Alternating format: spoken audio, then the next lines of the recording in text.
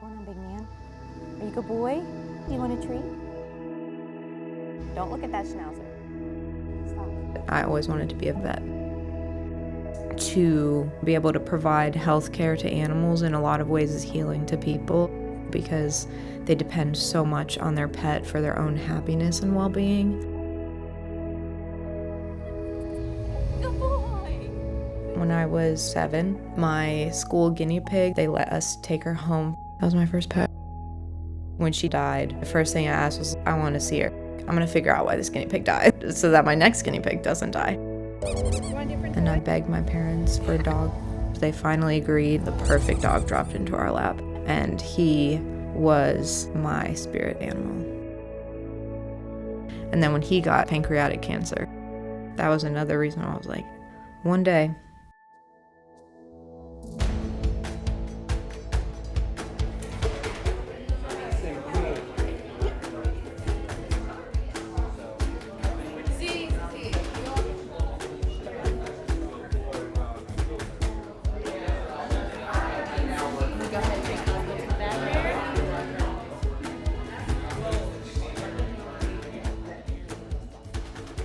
I've been working at Stand for Animals for 11 years.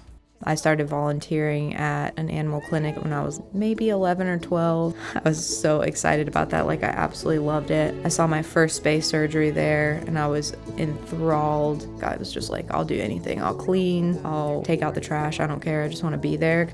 I was so excited to go to work because I knew that I was going to learn something new, and I was like, wow, I think I might actually be kind of good at this.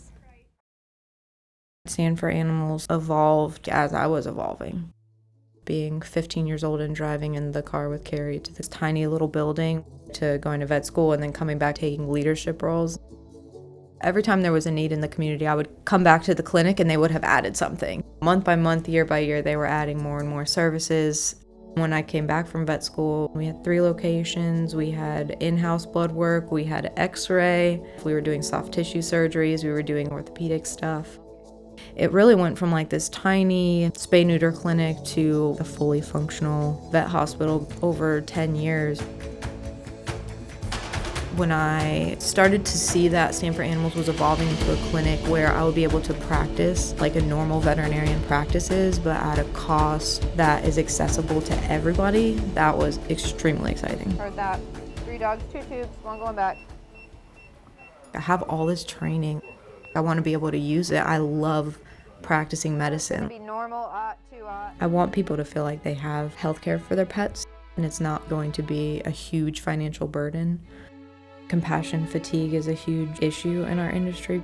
So many veterinarians burn out because they can't provide the services that they feel like are necessary for their patients. The job alone, there's a huge emotional and mentally taxing portion of it without this additional component of the owner says, I'm sorry, that's not something I can afford. You can see it in their face as soon as you start talking to them. Like, there's no way I'm going to be able to pay for this. And I'm immediately like, okay, we can work with you. That we can work with you is not something that traditionally people hear in a vet clinic.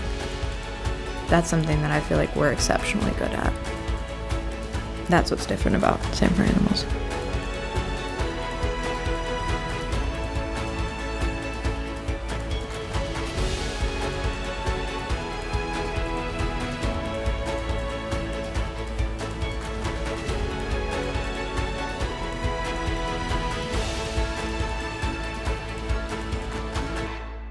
That's a good boy.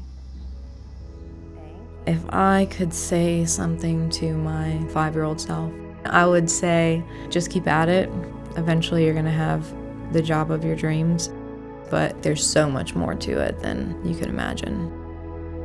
You get to see dogs and cats every day, and that's the ultimate dream.